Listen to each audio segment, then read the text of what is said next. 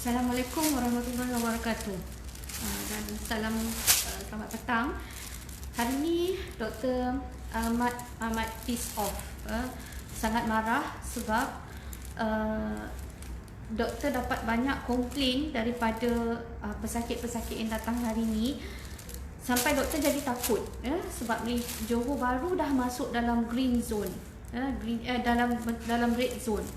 Bila dalam red zone, maksudnya kita dalam keadaan berisiko tinggi untuk mendapat pembawa yang tidak dikenal pasti lagi. So jadi maksudnya mereka ada di mana-mana. So sampai saya yang bertugas ni pun saya takut. So jadi macam inilah saya nak cakap. Tadi saya kecewa sebab pasien saya, dia bawa anak dia 2 hari lepas pergi ke Speedmart, pergi dekat area Taman Bukit Mutiara. Dia kata dekat situ macam tak ada PKP. Dia cakap macam tak ada orang jaga.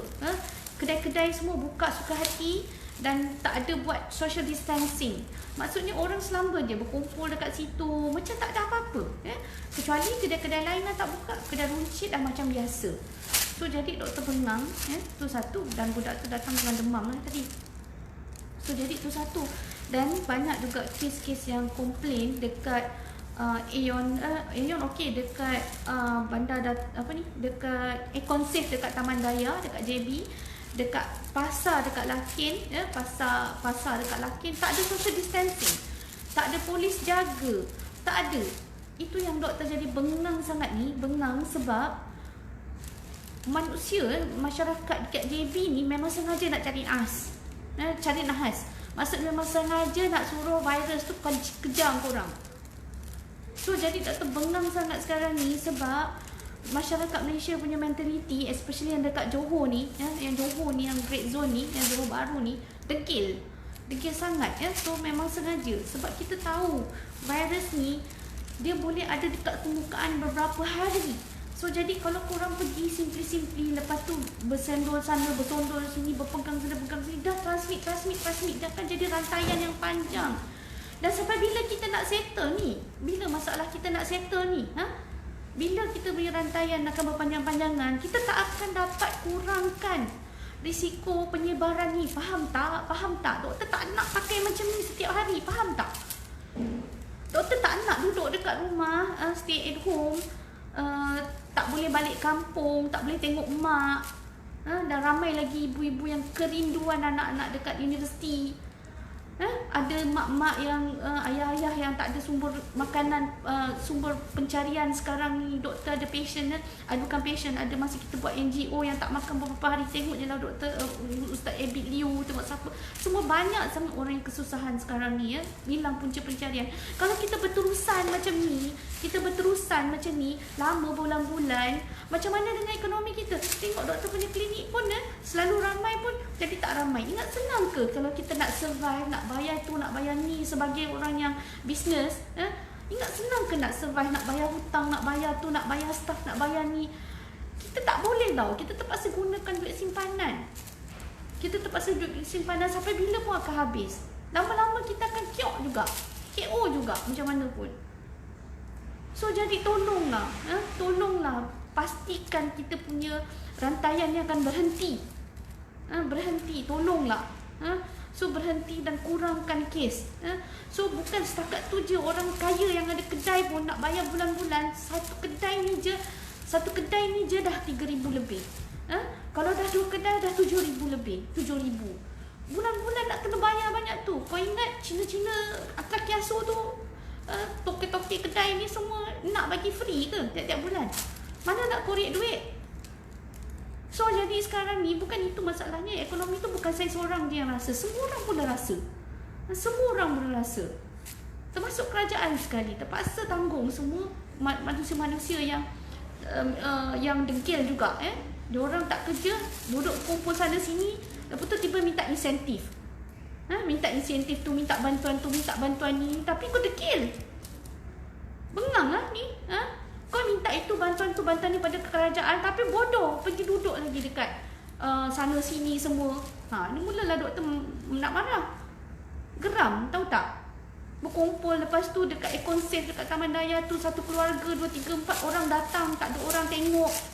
Lepas tu yang doktor geram, doktor telefon MKN tadi untuk buat laporan. Dia kata tak, dia kata pergi dekat PDRM. Ni doktor nak cakap ni dengan MKN dengan PDRM ya. Tak tahu macam mana lagi nak komplain. Okay, so tak tahu macam mana. Kau rasa macam kena buat lockdown aja.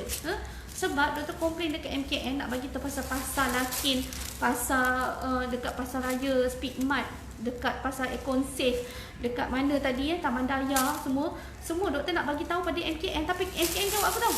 Dia kata telefon PDRM. Dia kata telefon ibu pejabat polis daerah masing-masing. Okey, dia kata dia orang lebih berkuasa. Dia kata okey, fine, saya telefon IPD. Saya telefon IPD dekat sini ya. Saya telefon IPD tu cakap, oh kita dah halau dia orang tadi. Kalau dia orang nak buat, kita nak cakap macam mana? Amboi, kita dah red zone kot. Dia kata kalau kita dah total lockdown baru kita akan kawal. Ada selama ni dia orang tak meronda ke? Dia orang duduk dekat office je. Dia kata kita cover luas puan. Saya dah marah dah tadi. Ya, saya kata polis buat apa? Meronda. Dia kata sebab orang degil. Dia kata orang degil. Kita dah halau, banyak kali dah halau buat macam tu, buat macam ni halau. Tapi manusia masih degil lagi ya, masyarakat masih degil. Maksudnya polis takkan dia nak all the time dekat situ. Tapi saya rasa lepas ni mungkin PDRM kena letak rela ke, kena letak apa ke, sukarelawan yang betul-betul nak buat kerja ni, yang duduk dekat situ, tempat-tempat yang degil ni. Saya nak cadangkan macam tu je. Mana-mana setiap tempat, setiap daerah, setiap kampung mana kena ada satu rela sukarelawan yang boleh halau diorang ni. Bagi diorang jadi spy. Bagi diorang spy, panggil polis datang tentu juga. Halau diorang ni. Saya tak tahulah kalau macam ni kan, PDRM jawab macam ni, saya rasa orang akan ambil, oh polis pun tak kisah. Polis pun buat tak tahu. Itu yang saya geram tu dengan PDRM tadi. Saya tak tahu. Memanglah dia kata dia halau. Tapi berapa kali dia orang pergi tengok buat check, spot check. Dah dia orang suka-suka hati je berbelanja macam tu. Dah lah dekat area taman-taman dekat sini ni memang ramai orang yang miskin ya. Dekat area depan ni banyak orang yang tak susah duduk kat flat PPR apa benda semua. Berapa lama lagi kita nak hidup dalam keadaan macam ni? Penat tau. Doktor pun tak nak lah pakai benda-benda ni. Penat nak check patient, nak masukkan macam ni pun dah susah ni masukkan. Susah nak masukkan. Susah. Sampai bila saya nak pakai macam gini? Sampai bila doktor-doktor frontliner semua nak pakai macam ni? Pakai PPE apa benda semua. Panas tau tak? Lepas tu, korang yang dekat luar tu degil. Tahu sakit hati bila doktor tahu dapat call MKN, call PDRM tadi. Seolah-olah macam I tak ada kuasa pun nak buat unless kena lockdown. Okay, fine. Kena sampai lockdown. Lockdown tu hanya berlaku apabila betul-betul kita dah jadi macam Itali. Nak macam itu? Nak jadi macam Itali tu baru nak lockdown. That is stupid, man. Penatlah macam ni.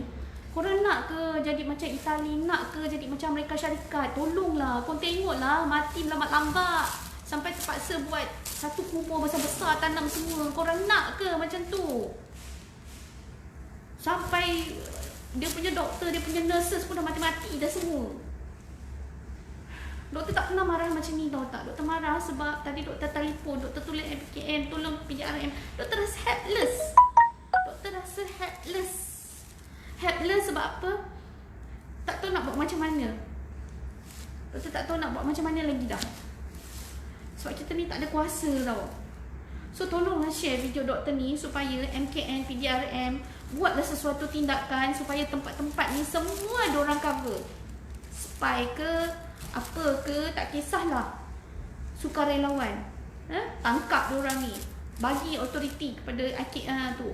Buat betul-betul ganas macam dekat, janganlah sampai tembak mati. Maksudnya tangkap betul.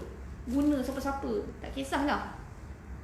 Saya dah memang frust sangat ya. So ini baru saya pakai macam ni. Yang kat frontliners tu punya belambak pakai baju yang full coverage tu. Ingat senang ke nak pakai keluar masuk sembahyang pun terpaksa jamak. Geram, tahu tak geram? Kita ni pakai macam ni boleh lagi nak buka-buka. Yang frontliners tu berkorban, tahu tak? Pun masyarakat masih degil lagi. Bukan apa, doktor sayang Malaysia ni. Korang tak sayang ke Malaysia ni? Kau tak sayang ke sama-sama? Tu kalau pergi ke sana kemari, merayak-rayak ke sana kemari, jiran-jiran ni semua merayak ke sana kemari, kau tahu tak apa jadi? Rakyat tersebar, makin lama makin teruk, makin jadi white tau, daripada nak kematian tu banyak. Nak kematian tu banyak, nak kes banyak, macam tu. Sekarang ni kita kata tak pernah lagi kita punya kes baru di bawah daripada 100. Tak pernah lagi. So jadi mengharap sangat, doktor mengharap sangat benda ni orang-orang dekat luar sana ya, tolonglah, duduklah dekat rumah. Tolonglah, jangan ni dekat JB ada parti lagi, budak-budak muda parti lagi. Ada parti apa entah sampai kena tangkap. Ya Allah, ya Tuhan. Tak tahan lah, doktor pergi pasar raya pun sama. Ya, walaupun pakai PPE pun Helen, kita tak selamat. Doktor ni pakai ni dekat atas meja doktor ni.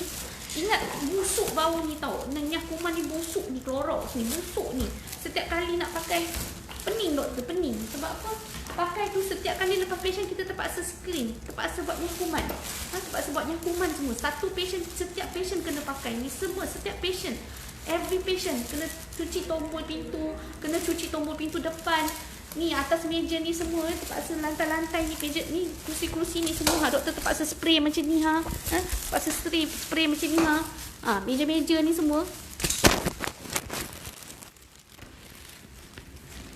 So jadi fahamlah sikit bukan senang tau. Bukan senang. Kalau tiba-tiba na'udzubillah lah harap-harap tak ada patient yang datang ke klinik doktor yang bawa benda ni. Walaupun dah banyak juga doktor refer ke kerajaan Doktor ada refer ke kerajaan tentang apa ni pusing pula. Ni dah marah sangat lah ni. Handphone doktor tu pusing-pusing.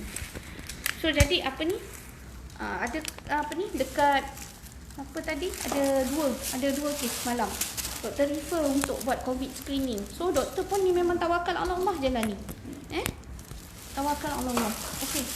Dah, doktor nak balik dah. Okey. Assalamualaikum warahmatullahi. Minta maaf